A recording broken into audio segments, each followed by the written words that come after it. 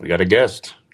Uh, he's now with Locked On. I worked with him with the Jazz, obviously, last year, and now he's full time with Locked On Wildcats. So let's welcome Leif THULIN. What's up, Leaf? Leaf. What's up? How we been? How are you guys? I'm excited to talk hoops with you guys. Hey, man, this is gonna be great. I'm excited. It's good to have you on again. So let's talk about how you got question locked here. on Wildcats. Yeah, go for that Tell them first. what that is Yep. for the people who don't know.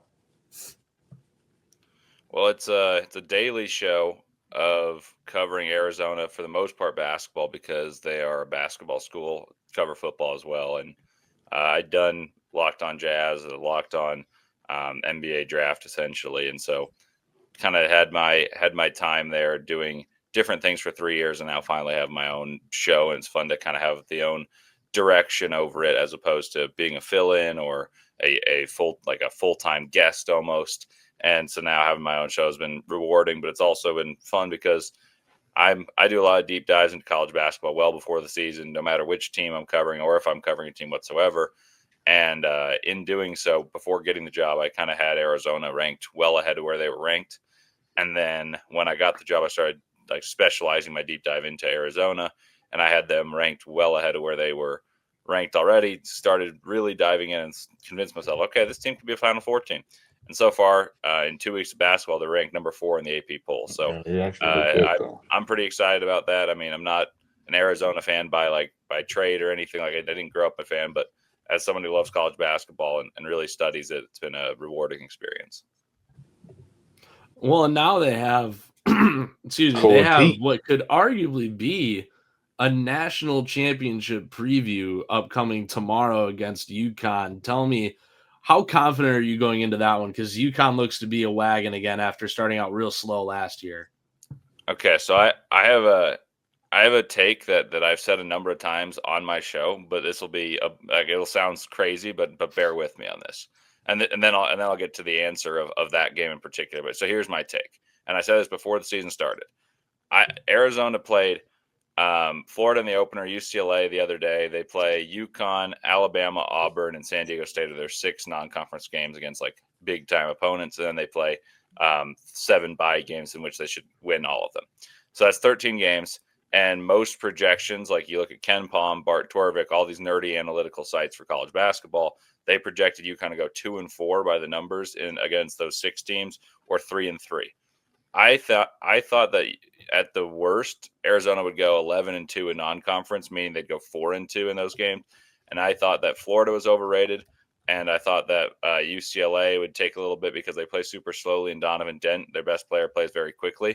He went from the number 7 tempo team in New Mexico last year to the 352nd ranked team in tempo at UCLA. So like there's just going to be an adjustment period.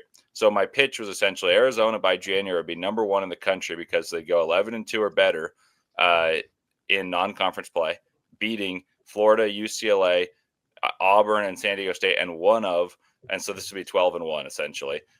One of Alabama and UConn. I think UConn's the hardest game. I said on my preview for the season that I thought UConn would win this game. I still kind of think UConn's got the advantage, but like they have every chance. And then Big 12 play opens up, and they play a schedule. Let me pull up really fast for you guys. This is to hold up the schedule. Arizona plays to start Big 12 play Utah at Utah, but Utah's terrible. Kansas State at home. TCU away. TCU lost to New Orleans.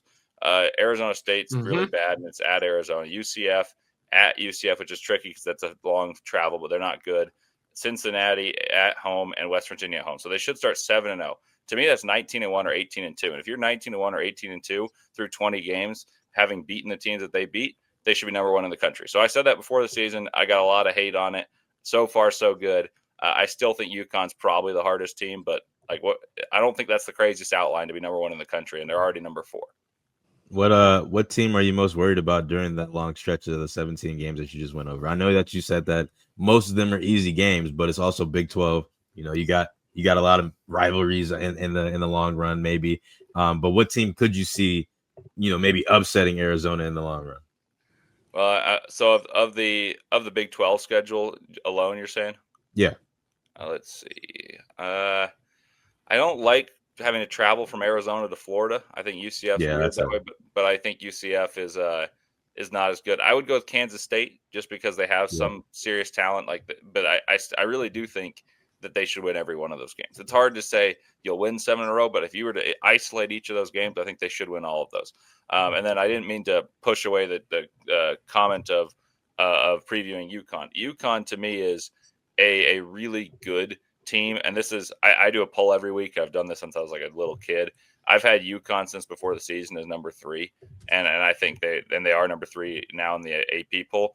And I think UConn's one of the few teams that my eyes tell me might be better than Arizona. Arizona's got a better resume at this point than UConn, but they have the best resume in the country at this point, having 2 non-conference wins away from home. And you look at UConn, they just run this meticulous offense with the 250th pace, but they're still one of the most efficient offenses. They score 65% of their 2-point baskets attempted, and they shoot north of 40% from 3. Like, their offense is beautiful, and defensively they're stout. Their game planning is wonderful from Hurley. So I think the fact that that's at Connecticut, and that's a long way to travel from Arizona to Storrs, Connecticut, and a true road game at UConn's home campus, not like you're traveling to play in Boston like BYU just did against UConn. So my gut is UConn wins this game. I'm preparing a show to air tomorrow as to how Arizona can win. And the real premise of it is essentially you got to dominate the paint, because Arizona scores 56% of their points from within the paint. And if you can dominate at that rate against a team like UConn, you got a chance. So how does y'all locked on shows work? Because obviously I had to send some samples to Tom Lee and stuff, but how does that when do y'all record y'all shows though? I don't know for everyone. I like to record the day before, and then I post it to air super early in the morning. So as we speak right now, it's 9:45 where I am, and I've had my show out for 2.5 hours that I recorded last night.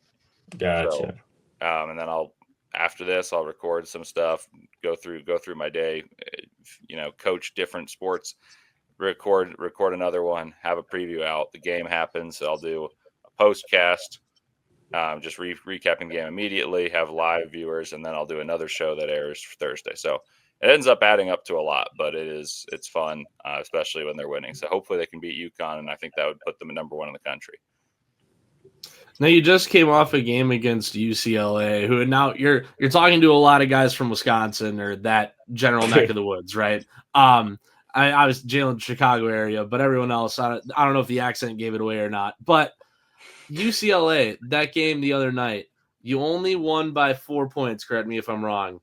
What was it about UCLA that was so difficult? And is UCLA a threat in the Big Ten this year? So what's so difficult about UCLA is UCLA plays like a diametrically opposed style to what Arizona does. And Mick Cronin's one of the best scouters, like of all the coaches. Everyone comes in with a scouting report, but not everyone adheres to it as closely as he does. So UCLA came in 352nd in pace, and Arizona under Tommy Lloyd has been top 20 in pace 3 to 4 years. And so, typically it's easier to slow down a game than it is to speed it up. The other thing that makes UCLA really difficult is when they come out with a scout and they say they're going to double team Koa Pete. Koa Pete scored 37 boards, 5 assists against Florida, right? Like that's a dominant, that's an All-American type of guy. So his whole premise was, hey, I'm going to have anyone else beat him. And Arizona didn't do that well. Koa Pete turned the ball over, got in foul trouble. A lot of different things went wrong for Arizona. Yet at half, while shooting just 36% from the field, they were winning by 3. And then if you go to the end of this game, UCLA had a lead. Arizona decided, instead of playing a hard hedging defense, to switch. And UCLA, I think, has some moving pieces. But that game was in Inglewood. It was essentially a home game for UCLA. And before the season started, UCLA was ranked AP number 12, ahead of Arizona. It was favored to win this game by 4.5 points before the season. By the season's beginning, Arizona was favored to win by 1. But it wasn't like they should have dominated UCLA. So I honestly think it was a good thing to have the versatility to win a track meet against Florida 93-87, and then win a rock fight 69-65 against UCLA, neither of which were at home. So I just think that the best way to be a championship team, I'm not saying Arizona's a championship team yet, I think they have the capacity to be one, is to be able to win both styles. And as for UCLA can win a lot of games in the Big Ten. I don't think they're a threat to win the Big Ten. I think Purdue is the best team in the Big Ten. I don't think it's particularly close, actually. I actually really like the Badgers. I'll see the Badgers play BYU this week. And I will report back to you guys. But I've had the Badgers top 25. I think Purdue's supposed to win the Big Ten, and they should. They look very good. They beat Alabama at Alabama. That's the most impressive win of anyone in college basketball thus far. I think Illinois is really good. I think Michigan right now has got some stuff to figure out. And then you'd probably go UCLA and Michigan State 4 or 5, but and Wisconsin. Sorry, so it's like that. There's a third tier right there that I go UCLA, Michigan State, and Wisconsin are kind of the 4 through 6. Michigan's got a lot of hype. I'm not as sold on them. I had them lower to begin the David would be pissed, but they'll figure something out. Yeah, get David on this show. So you mentioned that you don't think Arizona's a championship team yet. Now I want to figure. I want from your point of view, you're the Arizona expert at this point. What do you think that they have to do to become, that championship caliber team, and who needs to step up? Who's your guy that you want to see step up the team to become that championship level? Yeah, so that actually perfectly is outlined, because what I think that Arizona lacks is consistency from some of their younger players. And so that's normal 4 games into the season. Right. It's just usually 4 games into the season, you're not playing 2 top 12 teams before the preseason, and then the 5th game against the number 3 team in the nation on the road. So usually you ease your way in. So in my opinion, Arizona has a 5-star freshman named Braden Burries, who I think will be the 3rd leading scorer of this team when it's all said and done. And right now he's shooting like 30% from the field. So you're number 4 in the country. You've beaten these teams with a 5-star, basically non-existent. They also have 2 other freshmen that have been like Jekyll and Hyde. One of them opened up the season. He's the starting small forward, Ivan Karchenkov, and he had 12 points, 10 boards against the defending national champs. Since then, hasn't hit a shot from the field other than a runaway layup. And then you had Dwayne Aristode, who a lot of people from the draft community are very excited about because he's a fantastic athlete, and he had 1 game against NAU where he hit 6 threes, and other than that, he hasn't scored from the field. So basically, and then Koa Pete, I think, is an All-American, but he scored 2 field goals and had 6 turnovers in the last game. They still won. I saw that. So essentially, you're 4-0, and against really good teams. You have the best resume in college basketball, bar none, not even close, because you've beaten 2 top 12 preseason teams away from home. And 4 of your 8 players have been inconsistent, and you've still won those games and been the better team through the majority of those games.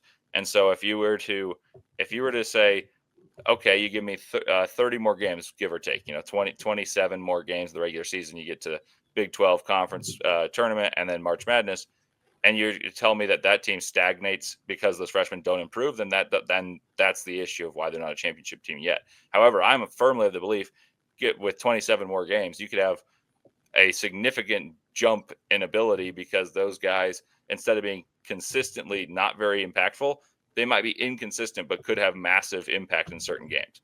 And so I think that's the real growth. I think they've done a very good team.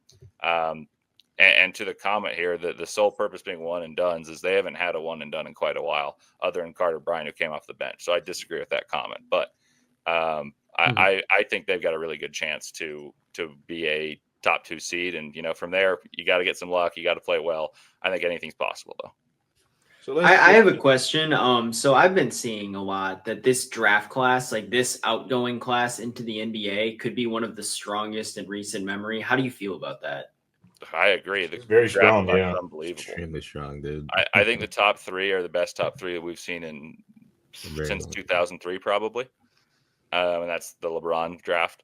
And then you look at the guys after that, like Mikel Brown Jr., Nate Ament, like all these guys have already had statement games that very few guys the years prior have had. And I think there's 10 guys that would have gone 1 or 2 in the 2024 draft. So let's get a little bit of you're obviously a fan of the Utah Jazz. What do you think of what they're doing with Ace Bailey? How they started the season with Ace Bailey, but now as he's come on to late, what do you think about that? I think he's really talented. You just got to play him. Play him through mistakes. I was very frustrated with him not playing much to start the season. I kind of understood it, but at the same point, you're going to be bad. You might as well be bad and reward good playing from the youngster. But everyone there understands, he's the guy with the talent that can change the trajectory of the franchise. So, they're on a bad team. They know it. yeah, you like to play, but you got to have understanding of what the industry is. So I was frustrated. I'm happy to see him play better. I was at the game the other night, and unfortunately got 6 fouls in 10 minutes. So that was annoying for me as a fan to watch him struggle on that stage, especially with a thunderous dunk and a 3 in the first quarter. But I think Ace Bailey is supremely talented. I think there's still a world he ends up the second best player in that class behind Cooper Flag. So my question is, I kind of want to lean back towards the college basketball realm of the development of the players. Like we've seen the past few years, outside of last year's draft, this year's draft, I mean, we've seen the development kind of teeter a little bit. Now, what is your opinion on like the coaches in college basketball getting these guys prepared for the league? Like, is it on the rise? Is it getting better, you think, or is it kind of just depend on the class, you think? That's a good question. I think in this case, there's a couple of these guys that could have come out of high school if it were allowed and would have been just fine. Like Darren Peterson, I think could score 20 a game in the NBA right now. And at 18 years old, I think he could have done it last year, frankly. I think Cam Boozer has been a man amongst boys every time he's played. And so why not join the league full of men? And AJ DeBonsa, same idea. So I don't think that him up close. Yeah, he's a problem. the preparation is all that important for those guys. I think if you were to look at development, like of course you're going to look at the track record of Calipari's guards. They've done well in the NBA, so you could say like it's a slam dunk. You draft Calipari's guard, they're going to be great. Some of those guys weren't that impactful in college, so I think there is a balance, like you said, about how much of it is internal development, how much can be showcased.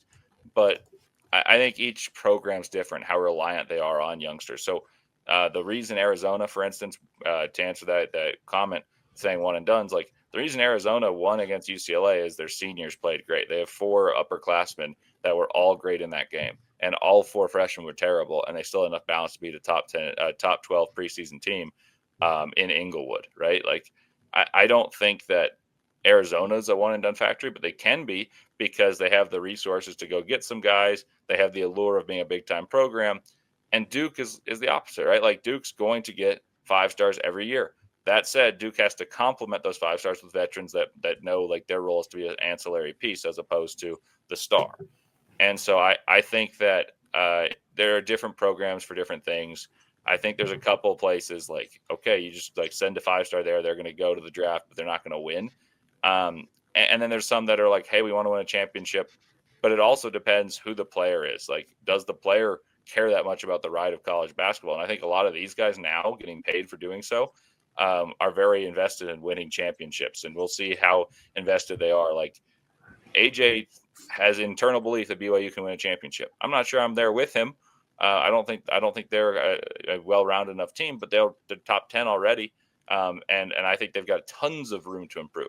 Darren Peterson went to Kansas. Kansas is a blue blood. I actually don't think their roster is good enough to win a championship, but and then you look at Cam Boozer. I think Duke's probably the second best team in the nation right now. So those guys are going to impact college basketball and then go to the pros. And I think that's how college basketball should be. 0 out of 10 rage bait. So Leif, do you think so I've been kind of working a little bit closely with like kind of Marquette. I'm based in Milwaukee, so I'm kind of just there all the time around all the players. Are you able to be like around all the Arizona players? Are you able to connect with those guys and kind of hear their point of view of like, you know, how the season's going and with the direction they think that it's going to go?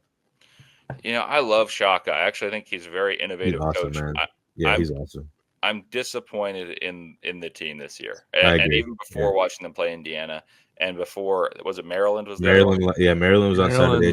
They shot their Maryland. like almost their like the team's high in 3-pointers on Saturday. It was ridiculous. And Pharrell Payne went down too. It looked like all hope was lost, and then Maryland turned into the best team in the country for about 10 minutes there. Yeah. So I was producing that game, and you know, the announcers were just talking to me through the comms and was saying like, this is, I mean, they're not making any shots. They're shooting up so many threes and all this and that. But like, I just want to know, like, you know, are you close to these players? Like, because the Marquette players, you know, they think they're telling me that they have a chance. They can do this. You know, they can bounce back. Are there any Arizona players able to, you know, talk to you about that? I have spoken with 0 players. This is all just an observation, different thing. I've tried to kind of set the foundation so I can attend games I got credentials for BYU in Utah because I'm based in Utah, so I'll go to an Arizona place there, and I'll try to kind of make acquaintance and before then send a bunch of emails. But about Marquette, I think Shaka is very unique. He didn't take a transfer for the third straight year. Yep. And what's crazy is their best player the last 5-7 years was a transfer from George Washington and Tyler Kohler. Yep. And so if you take Tyler Kohler from George Washington and turn him into the Big East Player of the Year, you probably think that the transfer portal is half decent. But I also love the way Shaka operates in loyalty to his players. I like the idea of trying to develop internally Chase Ross. I like the idea of developing Royce Parham. And I like Demarius Owens, and he's saddled on the bench. Like, there are good players. Yep. You just need guys to bring them along, and instead they're all growing together.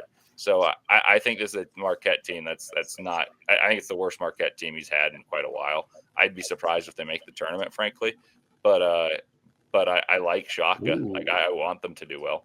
Yeah, I agree. That's kind hot. of. That's a hot I think take. they'll make the tournament. I think Ben Gold is just ridiculous this year. Obviously, they got some other great players on that team as well. But Ben Gold is my personal favorite. Just the way he plays is amazing. But it's just when they play Wisconsin, I think that'll determine how I feel or not. I think that's always a great matchup, Marquette versus Wisconsin. I'll probably go to that game as well in Madison. That'd just be a great game all around. But they got to beat Madison to be able to contend with the rest of their schedule. In my opinion, I think it's in 2 weeks or something like that, December something, 6 or something like that. But it's coming up, so I'm excited for that matchup. But I think Marquette will make the tournament. I do. I just think it'll be a little bit closer than it was last year. They're non-comp. So that's the thing though. That last year they were a 7 seed that fizzled out, but they started fantastically because Cam Jones. And here's a take you'll like. I think Cam Jones was better than Walter Clayton last year. He just was on a way worse team. Like Cam Jones to start the year, and Jalen can tell you. That's hot. Okay, wait, Jalen can tell you. This is not hindsight whatsoever. I was on the Florida train before one of our broadcast assistants, who was a Florida fan. I was telling him they could win a championship before he believed it, and I was all in on Florida. I had Florida on every bracket I filled out last year, and I played all these. And Walter Clayton's on the Jazz. Didn't like the pick. Because right now he's not playing because he's deep on our bench. But Cam Jones was the best player in college basketball, not named Cooper Flagg or Janai Broom, for the first 4 months of basketball. That's true. That there was absolutely no help given to him. I'm not saying that he is a better player than Walter Clayton. I'm saying he was better at college basketball for the first 4 months of this season. And honestly, I would say the whole season. Like, he was more deserving of being a first-team All-American than anyone else that was a guard. Yeah. I would say he was better than Braden Smith too. Because his responsibilities were enormous. And he was doing great. You just have to fizzle out at a certain point when you're giving no help. But the reason I made this point, I just wanted to say that point because it's a fun one. But the reason I made this point is a legitimate one. They were a 7 seed last year, which is essentially bubble territory if you lose 2 more games. Well, last year they started off hot, had an All-American, and this year they do not have that. They have lost both games that help build a resume, and I'm not convinced Maryland's a tournament team. So, you've already lost against a team that isn't a tournament team. Indiana's probably a 7 seed. And so you have to be very good in Big East play. Fortunately for you guys, Big East is pretty weak this year. Yeah. But that means if Georgetown, Georgetown's on the comeback. Good. Georgetown is good. Georgetown's solid. They're fine. Creighton, everyone had ranked. They're not very good. They're not good. And Providence, everyone was like, oh, Providence is on the rise. They don't look very good. So it's really UConn and St. John's.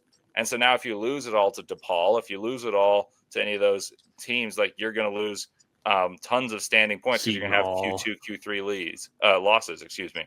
So I'd be surprised if Marquette makes the tournament without a really, really impressive Big East schedule. And last one, my final question. I wanted to ask one really quick too. So moving back to NBA, the Pelicans already fired their head coach Willie Green after their abysmal start. Who do you think is the next coach to get fired? Because I think there's a couple options here. That's a tough one. That's hard because there's so much politics into this, right? Willie Green in his first couple of years took a team to the playoffs that looked really promising, and then all of a sudden the wheels fall off due to injuries and draft situations. So you never know how it turns out. I wish I had a better answer to you off the top of my head. I'm just trying to think because a lot of the coaches are new. I got to pull up the standings and just like visualize it for a moment. I think the Hornets like Indiana's not firing Carlisle. I think Washington, it's too early to fire their guy. I don't think Quinn Snyder is getting fired in Atlanta because he's developing the young guys. Brooklyn's an interesting one, but I don't think you get fired this early in a tenure. Sacramento's gone through a host of bodies recently. I don't think Jason Kidd gets fired in Dallas. Actually, I got an answer for you. Sorry, I had to go through all the stuff. I'm going Tomas Isolo from Memphis. Oh yeah, he's new this year too, isn't he? Yeah, was that last year? He was an interim at the end of last year, and then he's filling out. But if your best player in the franchise is unhappy and your team's not winning, I think that's the recipe to get fired early. The rest of them, I was saying early, I think they were taking over tanking teams. That team was in the playoffs last year, so I think the expectations there, so you can set a precedent and fire someone, as opposed to like why would the Wizards fire a guy in Keefe for being there for 2 years and they've gotten better. They're just still bad because they were abysmal to begin. I could very easily be wrong, but that's my prediction. Really quick, I have one more question. The two best games on the men's slate today, Duke, Kansas, and Michigan State, Kentucky. I want to mainly focus on Michigan State, Kentucky. That looks to be quite the tough matchup tonight. Who do you have in that one? Yeah, Kentucky. I think Kentucky should win that game. I think Michigan State has the best motivator there is in Tom Izzo. I adore Tom Izzo. Go green, baby. But I love Tom Izzo, but that team does not have offensive talent. Like if Kentucky can keep Michigan State out of scoring and transition, I don't really see a way Michigan State wins on a neutral site. But honestly, I love Tom Izzo so much. So I think he's the best at getting the most out of the least. But this Michigan State team really lacks offensive talent, and I think Kentucky should score well enough to win this game. But I've been kind of unimpressed with Kentucky. They've been a little injured. I thought they'd be one of the best 5 teams in the country, and they have not been. They're a little injured. They have different guys filling different roles. Michigan State knows exactly what they are, and that matters a lot. But I mean, Jeremy Fears can't put a ball into water, right? Like he can't hit the broadside of a barn. You got Jackson Kohler and Cooper, who neither can shoot. Cohen Carr can't shoot at all. Like there's just not a way to manufacture enough points consistently enough unless you rebound or score in transition at like absurd rates, which I know is the identity for Michigan State. But I just think against teams that are athletic enough and big enough to stay with them, it's hard for Michigan State. Last one. Flag. Cooper Flag is fantastic. The dude's unbelievable. He's 18 years old and he's figured the NBA out in 10 games. Hold on. Con Knipple. What are we talking about? Con Knipple. That guy's unreal this year. He's really good. I just want to put it out there. He's really, really good. I think Con's like the perfect plug and play guy. He's good already. He'll be good for a long time. I don't know if his ceiling is like a guy you can put the ball in the hands of and create as the individual creator, but that guy can really play. Like he's doing the exact same thing he did at Duke. Just move him up to the NBA nonchalant. He ends up doing what he wants. He's a real good ball player, but like Cooper Flag's a whole different level. Oh yeah, I'm just saying we got to put some shine on him. I mean, Con is front runner rookie of the year. Wisconsin kid. Oh, yes. I finally agree with this commenter. I love Kalkbrenner. I agree. He's really good. I was on the Kalkbrenner train his freshman year at Creighton saying he should be an All-American every year after. Here's a fun fact for you. Ryan Kalkbrenner never fouled out at a game at Creighton and won the Defensive Player of the Year 4 years in a row, first since Patrick Ewing did it at Georgetown. That's crazy. Dude, he's good, dude. I've been saying it since he played his first 3 games. I'm like, this guy's he's something special. We'll be keeping track of all hoops and college hoops, especially Arizona, since that's your show now. So, any last words before Leaf leaves? Heads up. I got a question really quick. What's Bryce James gonna do? Is he gonna transfer? Is he gonna redshirt? Is he gonna be back next year? Is he gonna try and do something else? He's going to redshirt. I'm pretty sure they haven't announced it officially, but in the blowouts that they've had in 2 of the games, they've played everyone but he and one other guy. And in college basketball, it's not like football where you get 4 games to maintain eligibility and have the possibility of redshirting. In basketball, it's if you play a second, you burn eligibility. So I'm pretty confident he's going to redshirt. All right. Well, we'll thank Leif, and he'll be on with us in the upcoming months as college basketball and the NBA gets into full swing down the stretch. So thanks for coming Appreciate it, on. Leif, man. See you soon. Thank you, talking Leif. to you. Thanks for hopping on. Thank you guys. It was fun. Yep.